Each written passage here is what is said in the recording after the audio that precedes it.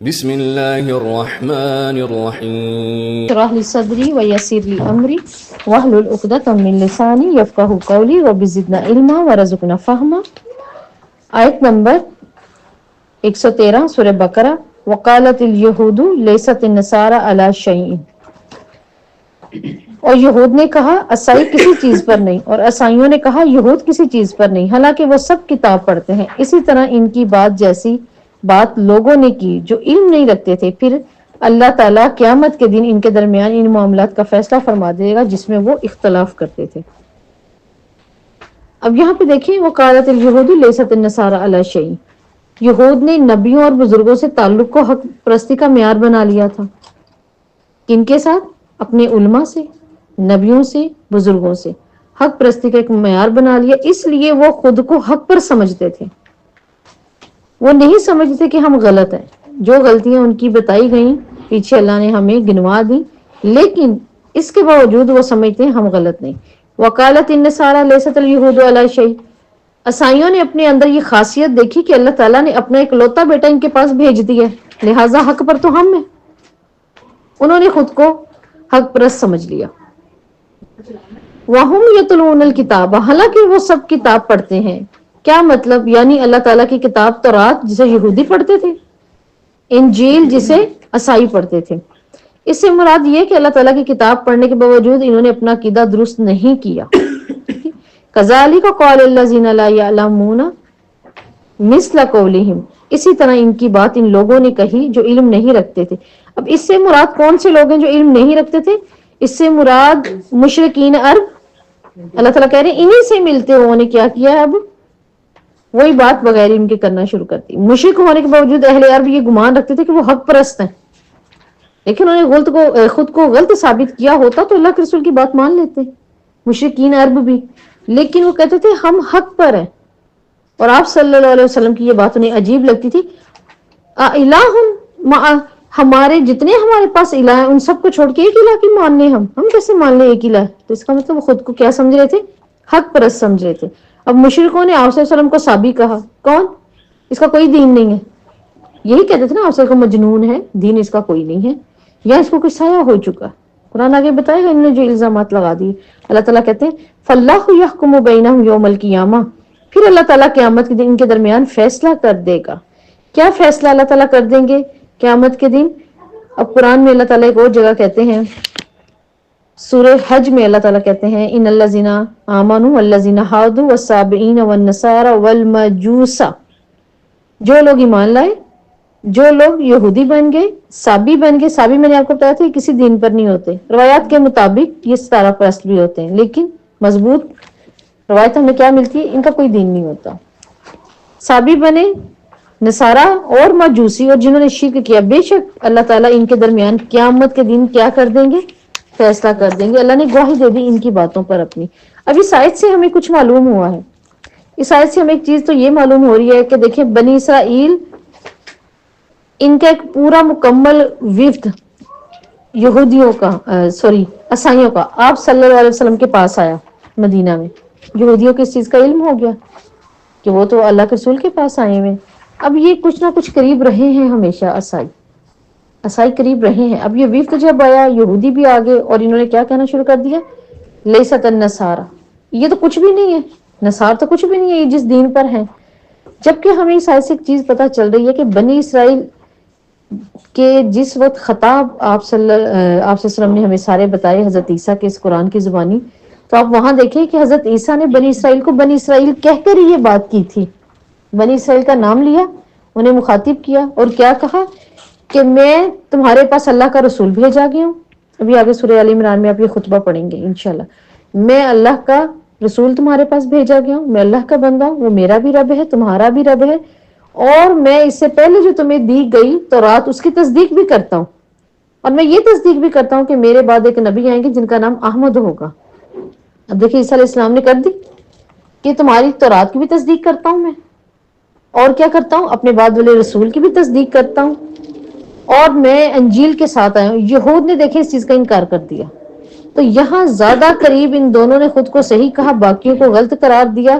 لیکن اس وقت جب یہ بات ہو رہی تھی، اس وقت نصارہ درست تھے کیونکہ یہودیوں نے انکار کیا ہے نا تورات کا، تو عیسیٰ کہہ رہے ہیں کہ میں اس کی بھی تصدیق کرنے آیا ہوں جس کا تم نے انکار کیا تھا.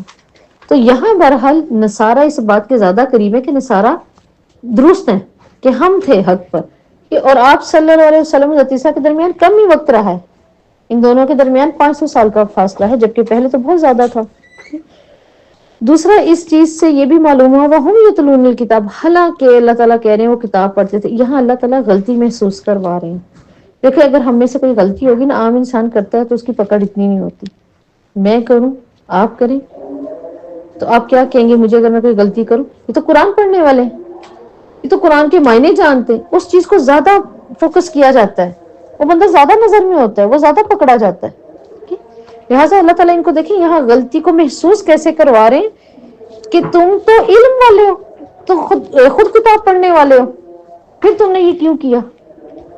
ورنہ اللہ تعالیٰ سمپل بات کرتے. اللہ تعالیٰ کہہ رہے ہیں وَهُمْ يَتْلُونَ الْكِتَابَ، حالانکہ وہ خود قرآن پڑھنے والے اپنے وقت کی تورات انجیل کے ماہر تھے. پھر آپ صلی اللہ علیہ وسلم نے فرمایا آگاہ رہو میں تمہارے پاس دو بہت بھاری عظیم چیزیں چھوڑ کے جا رہا ہوں، کہ اگر ہم بھی آج ایک دوسرے کو جو ہے وہ غلط قرار دیں، یا آج ہر فرقہ اپنے آپ کو کہہ رہا ہے میں صحیح ہوں، میں صحیح ہوں، یہ غلط ہے، میں صحیح ہوں، یہ ابلیس ہے، ہم صحیح ہیں، یہ فلانے ہیں، اس طرح کا کوئی فتویٰ نہ لگایا جائے. اگر دو بھاری چیزوں کو پکڑ لیا جائے جو آپ سے ہم نے کہا کہ تمہارے لیے تمہارے درمیان میں اپنے بعد دو بھاری چیزیں چھوڑ کے جا رہا ہوں، اگر ان کو پکڑ لو گے تو گمراہ نہیں ہوں گے. کون سی؟ قرآن اور میری سنت. آج بھی ہم گمراہ ہیں اگر ہم پکڑ لیں. تو انہوں نے بھی کیا کیا اس وقت؟ رسول کو پکڑ لیتے نا. انہوں نے کیا کیا؟ ان کی ایک چیز پتہ چل رہی ہے اس آیت کے اندر سے، اپنے مفادات کے لیے تو یہ الگ الگ ہے. وہ اس کو کہہ رہا ہے یہ کسی چیز پر نہیں، وہ اس کو کہہ رہا ہے یہ کسی چیز پر نہیں ہے. ایک دوسرے کو کہہ رہے ہیں یہ بھی ایمان والا نہیں، حق پرست تو ہم ہیں، ان کی تصدیق نہ ہو. کوئی کہتا ہے میں یہودی ہوں لہٰذا اس لیے صرف جنت میں یہود جائیں گے. اب اللہ تعالیٰ یہاں یہ ہمیں بتا رہے ہیں جو اس آیت سے پتہ چل رہا ہے اپنے اپنے مفاد کے لیے تو الگ ہیں یہ، لیکن جہاں آپ صلی اللہ علیہ وسلم کی مخالفت کرنی ہے وہاں دونوں اکٹھے ہو جاتے ہیں، ایک ہو جاتے ہیں. تو ہمیں یہ دیکھنا ہے کہ الگ الگ جس طرح آج فرقے بنے ہوئے ہیں، ہر کوئی اپنے مفادات میں تو الگ ہے، لیکن جہاں کہیں دین پہ ڈاکہ پڑ رہا ہے، کوئی غلط بات ہو رہی ہے، وہاں سب خاموش اور ایک ہو جاتے ہیں. اور دوسرا دیکھیں کہ اللہ تعالیٰ بتا رہے ہیں کذالک قال الذین یعلمون مثل قولہم، اسی طرح ان کی بات جو علم نہیں رکھتے تھے. اب لا علم انسان کچھ بھی کر لیتا ہے نا تو لا علم ہے. اب جس نے علم پڑھا ہوا ہے اس کے لیے کیا ہے؟ اس کی پکڑ زیادہ ہے. اور ہمیں اس آیت سے کیا پتہ چلا؟ وَهُمْ يَتْلُونَ الْكِتَابَ، ہدایت کے لیے کتاب کا ہونا بہت ضروری ہے. ہدایت کتاب سے ملتی ہے. دیکھیں آج ہم قرآن پڑھ رہے ہیں، ابھی تک الحمدللہ ہمارا مکمل ہونے والا ہے فرسٹ پارہ. تو آپ لوگ بتائیں جو نہیں پڑھ رہا اس میں اور خود میں فرق محسوس ہوتا ہے؟ کتنی باتیں جو ان کو نہیں معلوم ہم نے پڑھی ہیں، ان سے پوچھ رہے ہو کہ وہ کیا، آپ کسی سے پوچھیں بنی اسرائیل کیا ہے، نہیں سمجھ آئی. اچھا بنی کا مطلب کیا ہے؟ اچھا اسرائیل کا مطلب کیا ہے؟ اچھا اللہ نے کیوں بنی اسرائیل کو بات کی ہے گائے کی؟ نہیں پتا ان کو. ٹھیک ہے، ہم کہیں گے سورہ بقرہ کیوں اللہ نے نام رکھ دیا؟ کچھ علم ہوگا تو کہیں گے کیونکہ اس میں گائے کی بات ہے، اور نہیں ہوگا تو وہ بھی نہیں ہوگا. تو پڑھنے والا علم والا اور نہ پڑھنے والا برابر نہ. اللہ قرآن میں کہتے ہیں علم والا اور لا علم جاہل یہ برابر نہیں، آنکھوں والا اور اندھا برابر نہیں ہے. اللہ تعالیٰ خود بتا رہے ہیں نا قرآن کے اندر مردہ اور زندہ برابر نہیں ہے. تو ہدایت کے لیے شاید سے پتہ چلتا ہے کہ کتاب بہت ضروری ہے. ہمیں اپنی زندگی کو ہدایت پہ لانے کے لیے سب سے زیادہ ضرورت ہے اس کتاب کو کھولنے کی، اس پہ غور و فکر کرنے کی. ابھی ہم آیات پڑھتے تو ہمیں کتنا پتہ چلتا ہے غور و فکر کی ضرورت ہے. وہ وقت بھی تھا ہم 4 قرآن پڑھ لیتے تھے ایک 30 دن کے اندر. اچھا مزے کی بات وہ 30 دن میں اگر ہم پیریڈس کی کاؤنٹ کر لیں تو پھر تو پیچھے کم ہی رہ گئے نا. ہم نکال دیں 10 دن وہ بھی نکال دیں اپنے تو پیچھے 20 دن میں. اور رمضان کے اندر ہی ہماری روٹین ہوتی تھی 2 قرآن تو مکمل کرنے کیا کیا تھا ہم نے سوچا نا اس کتاب کا حق نہیں ادا کیا. کتاب تو آئی ہدایت کے لیے. اور پھر اللہ رب العزت 114 آیت میں کہہ رہے ہیں وَمَنْ أَظْلَمُ مِمَّنْ مَنَعَ مَسَاجِدَ اللَّهِ أَنْ يُذْكَرَ فِيهَا اسْمُهُ وَسَعَى فِي خَرَابِهَا. اور اس سے بڑا ظالم کون؟ آیت پہ غور رکھیے گا. اللہ تعالیٰ کہہ رہے ہیں اس سے بڑا ظالم کون جس نے اللہ تعالیٰ کی مسجدوں سے روکا کہ ان میں نام ہی نہ لیا جائے اور ان کو ویران کرنے کی کوشش کی جائے. پیچھے اللہ تعالیٰ کیا بات کر رہے ہیں انہوں نے کہا نہ یہودی اپنے دین پر ہے، حق پر نہیں ہے، اور وہ کہتے ہیں عیسائی حق پر نہیں ہے، حالانکہ وہ کتاب کی تلاوت کرتے ہیں اور بات کیسی کرتے ہیں لا علمی والی۔ تو اس کا مطلب مسجدوں کے اندر اللہ تعالیٰ ساتھ ہی مسجد کی بات کر کے ہمیں بتا رہے ہیں مسجد کا مقصد کیا تھا، اس کے اندر توحید بلند ہوتی تو پتا چلتا حق کس پر ہے، حق اللہ کی کتاب ہے، حق آپ صلی اللہ علیہ وسلم کی شریعت اور اس کی پیروی ہے، پتا چلتا، پھر الزام نہ لگائے جاتے، پھر پتا چلتا اچھا جنت کس کی ہے۔ ٹھیک، اور کیا اللہ کہتے ہیں سب سے بڑا ظالم تو وہ ہے جو مسجدوں کو ویران کر دے۔ اب ویران کر دے کیا، وصافی خرابی، سا کا مطلب ہوتا ہے وہ کیا کرتا ہے، کوشش کرتا ہے مسجدوں کی خرابی کی۔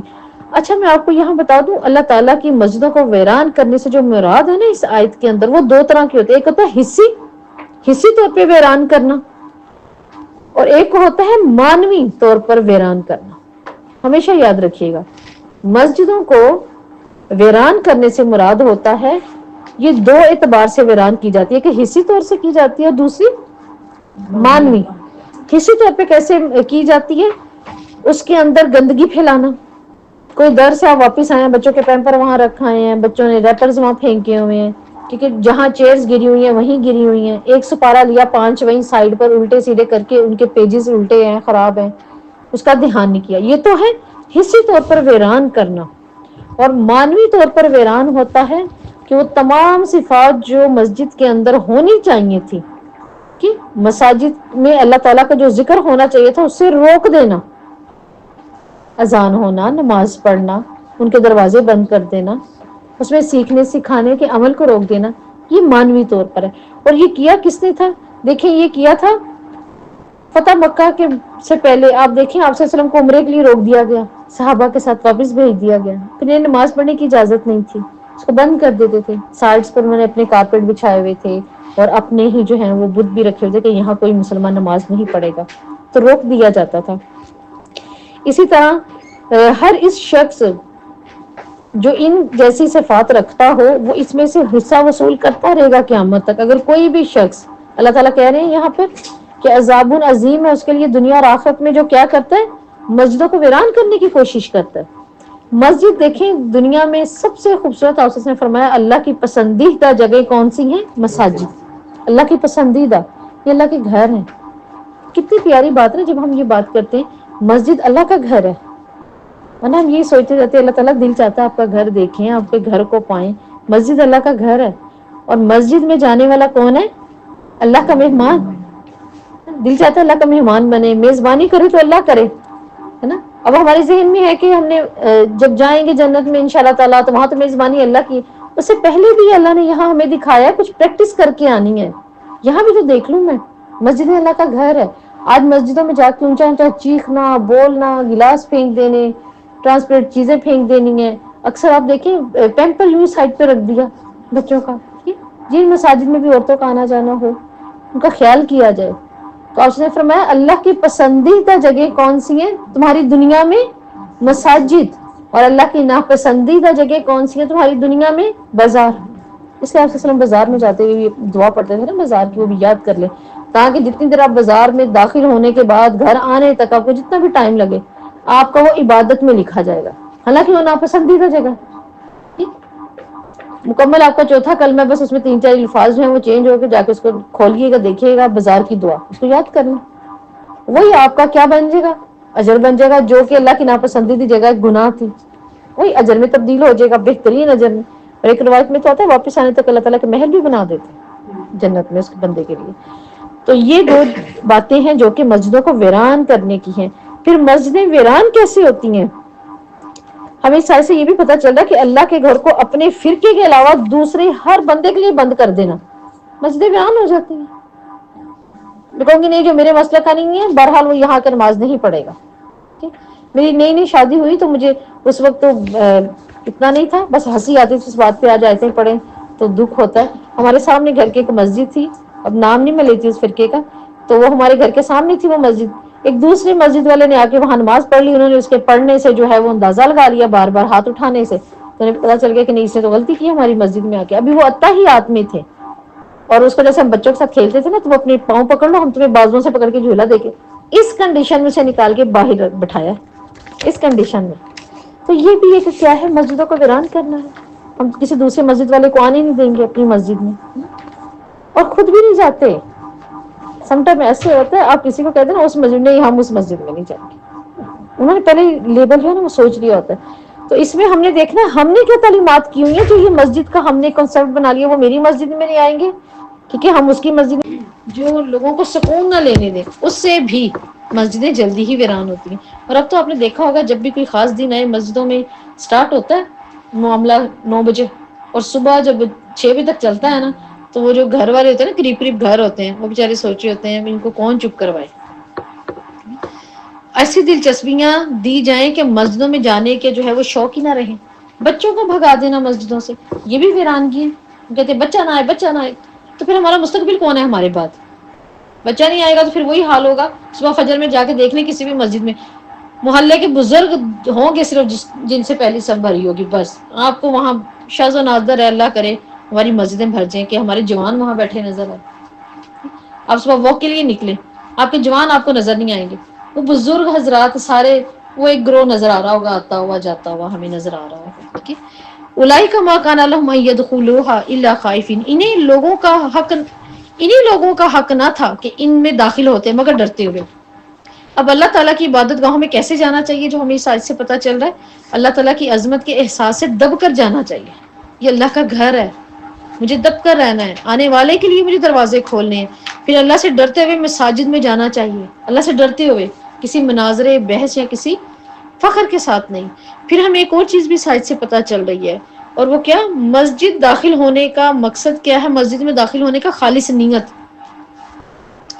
ٹھیک ہے، خالص نیت. اس کے پیچھے یہ نہیں کہ یہ میرے محلے کی ہے یا میرے مسلک کی ہے، خالص نیت.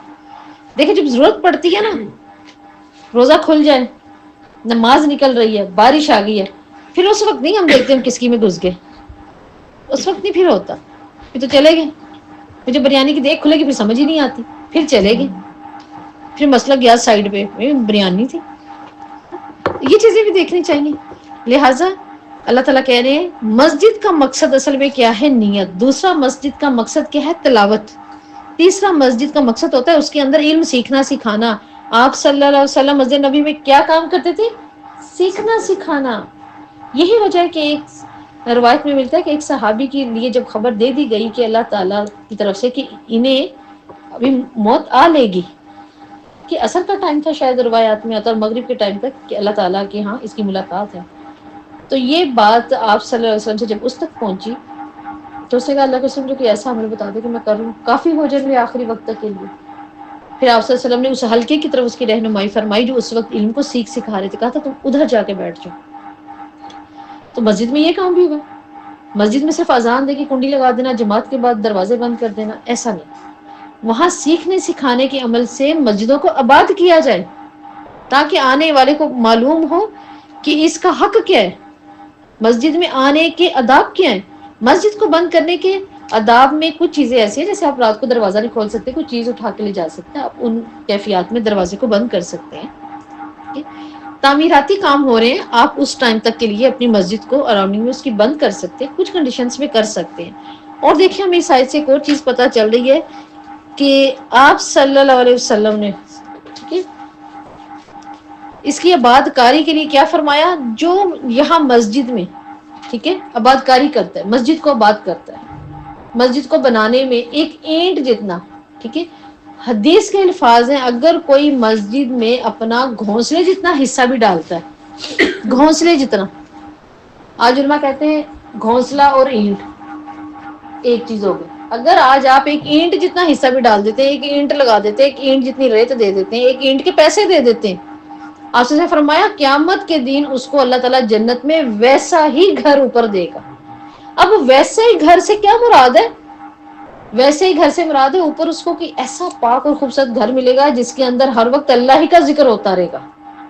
جو یہاں ہوگا، جس وقت سیدنا عثمان رضی اللہ نے مسجد نبوی بنوائی اور ایک وقت میں آ کے اپنے دور میں آ کے اس مسجد نبوی کو اور خوبصورتی دے دی، جیسے آج ہم دیکھتے ہیں کتنی خوبصورتی ہے، ایسے جب انہوں نے اپنے وقت میں دے دی تو لوگوں نے کہا عثمان آپ نے کچھ زیادہ ہی کر دیا، یعنی کچھ زیادہ ہی کر دیا آپ نے. عثمان رضی اللہ کہتے ہیں نہیں، میں نے اپنے دوست محمد صلی اللہ علیہ وسلم سے جو بات سنی تھی میں نے اس کے مطابق کیا ہے، جیسا گھر یہاں بناؤ گے ویسا ہی وہیں ملے گا. ٹھیک ہے. آج اگر ہم کہیں نا کہ اس مسجد کے اندر اتنا کچھ کرنے کی کیا ضرورت ہے، کوئی نہیں، اگر اس کا گمان ہے مجھے ایسا ہی چاہیے پھر اس کو ایسا ہی مل جائے.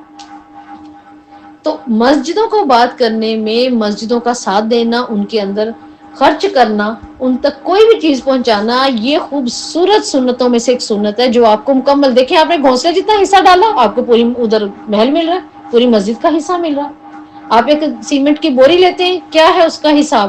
آپ وہ بوری آپ کی کتنی اینٹ میں کام آئی، کتنی جگہوں میں کام آ گئی، آپ نے تو سارا اجر لے لیا. آپ کو کیا معلوم وہاں کھڑا ہو کے کون پڑھ رہا ہے، کون کیا کر رہا ہے. لہٰذا اس کے ہر طرح کے حصے میں اگر آپ اپنا حصہ ڈالتے ہیں تو یقیناً اس کے لیے آپ کو ایک مکمل حصہ ملے گا. وہ تو پوری کی پوری آپ کو اوپر مل رہی ہے. صحابیہ عورتیں بیت المقدس میں تیل بھیجا کرتی تھی زیتون کا. کیوں بھیجتی تھی؟ اس وقت کی اپنے رسولوں کی صحابیہ کیوں بھیجتی ہوتی تھی؟ کیونکہ چراغ جلتے تھے نا. آج بھی بیت المقدس کو نکالنے نا تو اس کی انفارمیشن چھوٹا سا ایک دکھا رہے ہوتے ہیں اتنے سے ایریے کا نا کنواں، اب وہ اوپر سے بند کر دیا ہوا ہے تو وہ دکھاتے ہیں، وہ کہتے ہیں جتنا بھی تیل ہوتا تھا نا آتا تھا لوگوں کی طرف سے وہ اسی میں جمع ہوتا تھا، پھر یہاں سے لے لے کے تھوڑا تھوڑا وہ دیے جلائے جاتے تھے تو وہ بھیجتی تھی. آج بھی ہم کسی بھی طریقے سے مسجد کی کوئی بھی ہیلپ بھیج سکتے ہیں، کوئی بھی ہیلپ بھیج سکتے ہیں. حتیٰ کہ آپ مسجد کا سپیکر لگواتے ہیں، مسجد کی تار لگواتے ہیں، اس کی وائر کے، اس کے سوئچ کے پیسے دے جا کے خود لگوا دیں. کیا ہوگا؟ آپ نے فرمایا اس کی اذان، اس کی تعلیمات، وہ جمعے کے خطبے، وہ جہاں جہاں تک جا رہے ہیں، زمین آسمان کی ہواؤں کی اور پڑے ہوئے جتنے بھی ذرے ہیں زمین آسمان کے اوپر، وہ سب کے سب آپ کی گواہی بن جاتے ہیں. حالانکہ آپ تو گھر بیٹھے ہیں لیکن وہ آپ کی گواہی بن جاتے ہیں. تو مسجدوں کو آباد کرنے کی ایک آسان صورت یہ بھی ہے کہ آپ مسجدوں کو اس طرح سے آباد کریں، تعلیمات سے، اس کے اندر اس کی آسانی کی چیزوں سے. پھر ہمیں ایک اور چیز یہاں سے پتہ چل رہی ہے کہ اللہ تعالیٰ فرما رہے ہیں اس میں مسلمانوں کے لیے کہ ان کے لیے دنیا میں رسوائی اور آخرت میں رسوائی ہے جو کیا کریں گے؟ مسجدوں کو ویران کریں گے. پھر آیت نمبر 115 میں اللہ رب العزت فرما رہے ہیں مشرق و مغرب اللہ کے لیے ہیں، جدھر بھی تم رخ کر لو، اپنے چہرے کو جہاں بھی پھیر لو گے. جیسے اللہ تعالیٰ سورہ بقرہ میں آگے کہیں گے فَإِنَّمَا تَوَلُّوا فَثَمَّ وَجْهَ اللَّهِ، جہاں مرضی موڑ لو. اب اللہ کہہ رہے ہیں یہ آیت یہودیوں کے پروپوگنڈے کے بعد نازل ہوئی جو نمازیں بیت المقدس کی طرف رخ کر کے ادا کی گئی. انہوں نے کہا وہ تو ضائع ہو گئی مسلمانوں تمہاری. اللہ تعالیٰ کہہ رہے ہیں تم جدھر بھی رخ کر کے نماز پڑھ لو. آج بھی اگر ہم نہیں تعین ہو رہا نا کہاں پڑھنے کیا کریں، آپ پڑھ لیں نماز، زمین آسمان اللہ کے. اب کیا کریں گے؟ اب تو وہ بات رہی نہیں ہے، اب وہ بات نہیں رہی ہمارے پاس کہ مجھے معلوم نہیں. اب اس پہ سے دیکھیں نا وہ آپ کو اسی وقت بتا دے گا. آپ کسی ہاسپٹل میں، آپ کسی ایونٹ پہ چلے جائیں، کسی سیلیبریشن جگہ پہ چلے جائیں، انہوں نے ایک سائڈ میں چھوٹا سا کعبہ اس کا ایرر دیا ہوتا ہے، اوپر پکچر لگائی ہوتی ہے. اب تو کچھ مشکل نہیں رہا. تو پھر بھی اگر کہیں تعین نہیں ہو پا رہا تو ہم گھنٹہ دیکھتے رہیں گے اس کی نماز نکلنے تک کہ کوئی قبرستان آئے راستے میں تو دیکھتے ہیں سر کدھر ہے، پیر کدھر ہے. ٹھیک ہے، کسی کے گھر کے واش روم کا پوچھیں کس طرف ہے. نہیں، اب جہاں بھی نماز پڑھتے ہیں وہ اللہ کے قابل قبول ہے.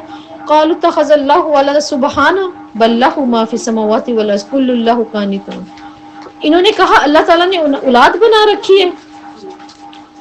اب یہود و نصارہ کہ اس ظلم پر اللہ کہہ رہے ہیں انہوں نے ظلم پہ ظلم کیے. ان کا ایک اور بڑا ظلم کیا ہے. ایک تو ظلم ظالم کون ہے؟ جو مسجدوں کو ویران کرے. دوسرا ظلم انہوں نے بڑا کیا ہے؟ کہتے ہیں اللہ نے اولاد بنا رکھی ہے. اب یہ سوچنے کی بات ہے نا، اگر کوئی چیز کسی کی ملکیت ہے، وہ کسی چیز کا مالک ہے تو وہ چیز اس کی اولاد بن گئی. زمین آسمان کا اللہ مالک ہے، اب یہ سب اس کی اولاد ہو گئی. ہماری جانیں اللہ کی مالک ہے، اللہ مالک ہے نا ان کا، یہ اس کی ملکیت میں ہے تو اولاد تو نہیں نہ ہوئی. کبھی بھی مالک کے پاس جو چیز ہوگی اس کی اولاد تو نہیں بن جائے گی.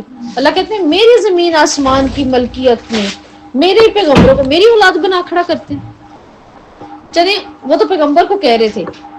اب ہم دیکھ رہے ہیں اس دور میں یہ چیز کتنی تیزی سے بڑھ رہی ہے. جہاں گھٹ رہی ہے وہاں بڑھ بھی رہی ہے. جتنا علم زیادہ ہو رہا ہے ساتھ میں جہلیت بھی زیادہ ہو رہی ہے. دونوں چیزیں برابر چل رہی ہیں. لیکن آپ صلی اللہ علیہ وسلم کی حدیث ہے نا کہ میری جماعت غالب رہے گی، چھوٹی ہوگی، کم ہوگی، غالب ہی رہے گی علم والی. اب یہ چیز بڑھ رہی ہے. دیکھیں حضرت ابراہیم علیہ السلام نے دعا کی تھی کہ اللہ تعالیٰ میری اولاد کو بتوں کی پوجا سے بچا. آج بھی جب ہم شرک کی آیات پڑھ رہے ہوتے ہیں تو ان کے اندر یہ آیت آتی ہے، لیکن ہم گزر جاتے ہیں بڑی جلدی سے کہ بتوں کی پوجا سے. آج تو ایسا نہیں ہے. لیکن اب وہ بڑھ گیا کہاں، ایسا ہی ہے جیسا تھا. مخلوق سے کہاں سے سمجھدار ہے. ٹھیک ہے، تو اللہ رب العزت ہمیں یہاں بتا رہے ہیں انہوں نے کیا کیا، اللہ کا بیٹا ہی بنا دیا. سبحانہ، اللہ خود اپنی گواہی دے رہے ہیں، پاک ہے اللہ، اللہ تعالیٰ تو پاک ہے. اور ایک جگہ پہ اللہ تعالیٰ کہتے ہیں وقالت الیہود عزیر ابن اللہ، یہود کیا کہتے ہیں، عزیر اللہ کا بیٹا ہے. ٹھیک ہے، اور اللہ تعالیٰ کہتے ہیں والنصارى مسیح عیسی ابن مریم. ٹھیک ہے، اور کیا کہتے ہیں نصارہ، کیا کہتے ہیں مسیح عیسی ابن مریم اللہ کے بیٹے ہیں. اللہ تعالیٰ ساتھ ہی کہتے ہیں ذالک قولہم بافواہہم، یہ ان کے منہ کی باتیں، زبان سے نکال رہے ہیں جو بھی نکال رہے ہیں. یضاہرون قول الذین کفروا من قبل، ان سے پہلے بھی منہوں سے ایسی باتیں بہت سے کافروں نے نکالی. تو یعنی یہ کفرانہ بات ہے. ابو موسیٰ اشعری کہتے ہیں کہ آپ نے فرمایا تکلیف دہ بات سن کر اللہ تعالیٰ سے زیادہ صبر کرنے والا کوئی نہیں. کیا کہتے ہیں صحیح بخاری کی حدیث میں آپ صلی اللہ علیہ وسلم، تکلیف دہ بات سن کر اللہ سے زیادہ صبر کرنے والا کوئی نہیں. مشرک کہتے ہیں اللہ اولاد رکھتا ہے اور پھر بھی وہ انہیں معاف کر دیتا ہے، اور پھر بھی وہ انہیں روزی دیتا ہے. دیکھیں روز روزی مل رہی ہے، اور بلکہ آپ دیکھیں تو زیادہ روزی انہیں کو ہی مل رہی ہے. ٹھیک ہے، ڈنکے کی چوٹ پہ مشرک بن کے کھڑے ہوئے. آج ہم کہتے ہیں ان کے پاس کتنا ہے، ان کے پاس کتنا ہے، کہ تو سب مل گیا. اس لیے کہ اللہ تعالیٰ روک نہیں رہا، ان کے لیے آخرت میں کچھ نہیں ہے نا، یہی لے لو، جتنا لینا لے لو، یہیں پر ہی لے لو. اللہ سبحانہ پاک ہے، ہر چیز اللہ کی غلام اور مخلوق ہے. پھر اسے اولاد کی کیا ضرورت ہے، اولاد کی کیا ضرورت ہے جب سب کچھ اس کا ہے، ساری چیزیں اس کی غلام ہیں، اسے پھر اولاد کی کیوں ضرورت ہے. واللہ ما فی السماوات والارض کل اللہ قانتون. اللہ تعالیٰ کیا فرما رہے ہیں، فرما بردار بن جاؤ، اللہ کے سامنے اس کی مخلوق کی حیثیت سے رہو. آیت نمبر 170 میں اللہ تعالیٰ کہتے ہیں زمین اور آسمان کا موجد، اور وہ جب کسی کام کا فیصلہ کرتا ہے تو اس کو کہتا ہے ہو جا، تو وہ ہو جاتی ہے. اللہ تعالیٰ دیکھیں جب کسی کام کے لیے چاہتا ہے ہو جائے تو وہ ہو جاتی ہے. اب یہاں جو لفظ آ رہا ہے نا کن فیکون، جب کسی چیز کا فیصلہ کرتا ہے، ہم سمجھتے ہیں کن فیکون یہ ہے کہ بس ابھی کہاں تو ہو گیا. یہ کن فیکون کا یہ مطلب نہیں ہے. ایک نماز بھی بہت مشہور ہے صلاۃ کن فیکون کے نام سے، کبھی بھی نہ پڑھیں کیونکہ وہ بدعت ہے بہت بڑی. بس وہ گھڑی ہوئی باتیں ہیں، اتنی دفعہ اس رکعت میں یہ پڑھنا ہے، اتنی دفعہ اس رکعت میں یہ پڑھنا ہے. کن فیکون آپ کا کام یوں، اللہ نے تقدیر میں نہیں لکھا تو نہیں ہونا. آپ 10 کن فیکون کر لیں، آخرت میں جا کے اللہ تعالیٰ اس کو کہ اچھا بدل دے دے، تو انسان کہیں گے اللہ تعالیٰ اچھا یہ کیوں، وہاں نہیں قبول کی تھی، اس کا بدل میں نے یہاں دے دیا. لیکن ایسا نہیں ہے کہ کن فیکون ہو جائے. اور ہم جو سمجھتے ہیں نا کہ مطلب ایک دم سے اللہ میری بات پہ کن کہہ دے، اور وہ کن ہم چاہ رہے ہوتے ہیں کہ یہ ابے کے ابھی ہو. کن فیکون کا مطلب ہے جب اللہ کسی چیز کا ارادہ کرتے ہیں تو اس کو کہہ دیتے ہیں، پھر وہ اللہ کی حکمت کے تحت اپنے مراحل کے ساتھ طے پاتی ہے. آپ کو سمجھ آئیے کن فیکون کیا آ رہی ہے. اللہ تعالیٰ کسی عورت کے لیے کن کہتے ہیں، کسی عورت کے لیے کن کہتے ہیں، وہ پریگننٹ ہو جاتی ہے تو کیا کن کے ساتھ ہی بچہ پیدا ہو گیا؟ وہ اپنے وقت کو لے کے چلتا ہے، اپنا وہ ڈیوریشن، اپنی وہ مدت پوری کرتا ہے بچہ 9 ماہ کی، اس وقت جا کے اللہ تعالیٰ اس کی کن فیکون کو پورا کر دیتا. اللہ کہتے ہیں اللہ نے زمین آسمان کو کن فیکون کے کلمے سے پیدا کیا. اور قرآن میں اللہ تعالیٰ کہنے کتنے دن میں پیدا ہوئی ہے نا، 6 دن میں پیدا کر دی اللہ تعالیٰ نے. یہ تو کافروں کا ہے نا کہنا، کہ وہ کہتے ہیں ان کی اس میں ہے نا نئی بات میں کہ اللہ تعالیٰ نے کن فیکون کہا، 6 دن میں جو ہے وہ زمین آسمان میں بنائے، اور 7ویں دن ریسٹ کیا. ان کی کتابوں میں ایسا کچھ بھی نہیں ہے. اب حالانکہ بات تو کن فیکون کی تھی، لیکن وہ اپنے وقت کے ساتھ طے پایا. تو کن فیکون کے اس کنسیپٹ کو اپنے ذہن سے ہمیں نکالنا پڑے گا کہ میں چاہ رہی ہوں اللہ تعالیٰ کن کہہ دے. ابھی کھڑے کھڑے کن ہو گیا ہے نا، اللہ تعالیٰ مجھے گھر چاہیے کن کہہ دیں، تو باہر نکلوں گی تو وہ سامنے میرا محل کھڑا ہے. نہیں، اللہ تعالیٰ وہ اسباب بناتے ہیں، ہے نا، اسباب بنیں گے اور وہ حکمت سے اپنا وقت طے پائیں گے. جیسے اللہ تعالیٰ کہتے ہیں نا قرآن کے اندر، اللہ تعالیٰ کہتے ہیں کہ میں نے کیا کیا عیسیٰ ابن مریم کی طرف، کیا کیا اس کی ماں کی طرف کن فیکون کا کلمہ، تو وہ بھی اپنا وقت پورا کر کے آئے، اپنا وقت پورا کیا اور پھر وہ وقت آئی ہیں. اسی طرح جابر رضی اللہ کہتے ہیں کہ آپ نے فرمایا اما بعد فإن خیر الحدیث کتاب اللہ خیر ہدی ہدی محمد وشرور الامور محدثاتها وکل بدعۃ ضلالہ. آپ صلی اللہ علیہ وسلم نے خطبہ دیا، اللہ کی ثنا بیان کی، اور اس کے بعد کہا بہترین بات اللہ کی کتاب کی ہے، اور بہترین ہدایت محمد صلی اللہ علیہ وسلم کی ہدایت ہے، اور بدترین کام وہ ہے جو دین میں نیا ایجاد کیا جائے۔ تو کن فیکون صلات یہ دین کے اندر ایک مکمل طور پر نئی بدعت ہے۔ تو کبھی بھی یہ مت دیکھیے گا کہ اچھا یہ تو بہت زیادہ دھمار لگی ہوئی ہیں، ملینز میں ان کے ویوز ہوتے ہیں، لوگوں نے فائدہ اٹھایا، نہیں۔ اگر آپ کو کوئی مسئلہ ہے، کن فیکون کروانا ہے، کام میں دیر ہے، تو آپ صلی اللہ علیہ وسلم کی دعا پڑھے نا۔ کوئی کام مشکل نہیں، اللہ تعالیٰ جس کو تو آسان کر دے اور میرے غم کو اور میری مشکل کو آسان کر دے، یہ کہا نا آپ صلی اللہ علیہ وسلم نے۔ اور اس سے بھی کم کلمہ اللہ کے رسول نے فرما دیا ہمیں، کیا؟ اللہم انی نسألک، اللہم انی اسألک بانی اشہد ان لا الہ الا انت الاحد الصمد الذی لم یلد ولم یکن لہ کفوا۔ جو ان کلمات کو پڑھتا ہے اللہ تعالیٰ اس کے اس معاملے کو رد ہی نہیں کریں گے، چاہے وہ اسی وقت کر دیں وہ بھی اس کے اختیار میں، چاہے وہ اپنے مرحلے کے بعد کر دیں وہ بھی اس کے اختیار میں۔ ہمیں تو کلمات دے دیے گئے، اس سے بھی کم کلمات دے دیے گئے، کیا؟ اللہ ربی لا اشرک بہ شیئا۔ انسان کی دعا قبول ہے، اس کا کام ہو جائے گا، کن فیکون پہ جا کے اترے گا انشاءاللہ۔ تو یہاں آیت بتا رہی ہے، اللہ تعالیٰ کہتے ہیں جب میں کسی کام کا ارادہ کرتا ہوں، ایک تو یہ پتا چلا اللہ جب ارادہ کرتا ہے، ہم ارادہ کرتے ہیں تو اللہ کن فیکون نہیں کہہ دیتے۔ ہمارے ارادے پتہ نہیں کیا کیا ہمارے حق میں اچھے ہیں بھی کہ نہیں، ہمارے حق میں اچھا ہے بھی کہ نہیں، لیکن ہمارا ارادہ ہے۔ اللہ جب ارادہ کرتا ہے، اور پھر ایک آیت سے یہ بھی پتا چل رہا ہے کہ اللہ کے ارادے کو کوئی ٹالنے والا نہیں ہے، اللہ کے ارادے بدلنے والا کوئی نہیں ہے۔ تو لہٰذا اللہ سے اپنی دعا رکھ کے مانگی جائے اور دعا کی جائے کہ اللہ تو اس پہ کن فیکون کے، نہ کہ خود اب کن فیکون کرنا شروع ہو جائیں ہم، ٹھیک ہے؟ اب کسی چیز کا ارادہ کرتا ہے تو وہ کہہ دیتا ہے اور وہ ہو جاتی ہے۔ دیکھیں اللہ نے جب قلم کو کہا، قلم بنائی سب سے پہلے، اور اللہ نے اس کو کیا حکم دیا، کیا کن فیکون کہا، قیامت تک سارے معاملے لکھ دے، کر دے، اس نے اسی وقت کر دیے۔ اللہ چاہے تو کن فیکون اسی وقت ہے، اور اگر اللہ چاہے تو جیسے میں نے ابھی بتایا ہر کام کے لگنے میں ایک وقت ہے، ہر کام کے۔ اللہ تعالیٰ نبیوں کی دعائیں مستجاب دعائیں قبول ہوتی ہیں۔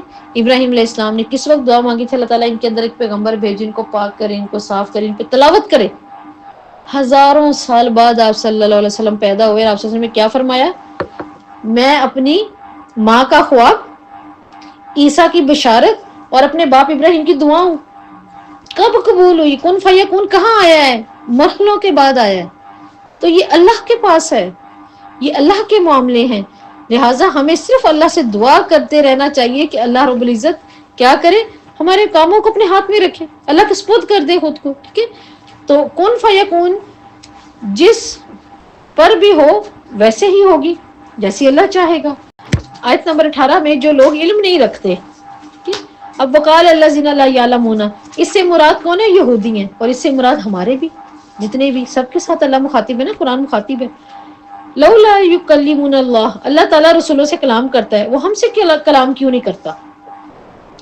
او تأتین آیہ، یا ہمارے پاس کوئی نشانی آتی۔ اپنی ناقص عقل اور ناقص رائے سے رسولوں کے سامنے مطالبے رکھ دیتے تھے یہ لوگ کہ ہمارے سامنے کیوں نہیں آیا، سب کچھ ہمارے سامنے نہیں ہوا۔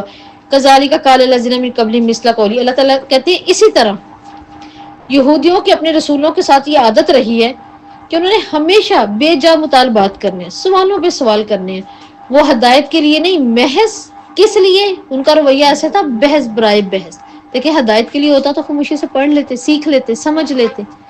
تو یہ جو بار بار بحث مباحثے کرنا نبیوں سے، وہ کیا تھا؟ مطالبہ اصل میں ان کی سرکشی تھی۔ اللہ تعالیٰ کہہ رہے ہیں تشابہت قلوبہم، ان کے دل ایک جیسے ہو گئے۔ اس سے مراد ان کے اگلوں پچھلوں کی ذہنیت ایک ہو گئی۔ اب آج اگر ٹھیک ہے اگلے پچھلے انسانوں کے دل ایک جیسے کیسے ہوتے ہیں؟ جب ان کے اعمال ایک جیسے ہو جائیں۔ آج کوئی اپنے برے اعمال میں حد سے بڑھ گیا ظلم سے، تو کیا کہا جاتا ہے؟ فرعون نہ بنو، فرعون جیسے ہو گئے۔ آج کوئی بہترین اپنے ایمان پر اپنے اعمال کے ساتھ چل رہا ہوتا ہے تو ہم کیا کہہ رہے ہوتے ہیں؟ اللہ تعالیٰ ہمیں صحابہ کے قافلے میں شامل کرنا، ہمیں صالحین کے اس میں شامل کرنا۔ بڑے بڑے محدثین گزرے، وہ کن کے ساتھ کل کو ہوں گے؟ جو جس کے ساتھ مشابہت رکھتا ہے، وہ اسی قوم سے ہے، وہ اسی کے ساتھ ہے۔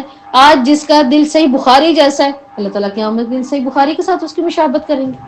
آج آپ کہیں چلے جائیں، آپ دیکھیں اگر آپ قرآن پڑھنے والے ہیں، سیکھنے والے ہیں، تو آپ کو کوئی بھی کہیں سے ملے، آپ کسی ایسے پلیٹ فارم پہ بیٹھے ہوئے ہیں، کوئی سرگودا سے آیا، کوئی کراچی سے، کوئی اسلام آباد سے، کوئی فیصل آباد سے، آپ بات کر رہے ہوں گے، وہ آپ کو ساتھ بیٹھے ہوئے کیا کہہ رہی ہوں گی، آپ فلاں عالم کو جانتی؟ اب یہ ہاں ہاں میں بھی انہیں سنتی ہوں. آپ کی ایک مشابہت ہو گئی کہ آپ کہاں کہاں تھے، آپ کہاں سے ہیں، لیکن کیونکہ آپ کے دل، آپ کی زبان، آپ کے اعمال ایک تھے، مشابہت ہوگی.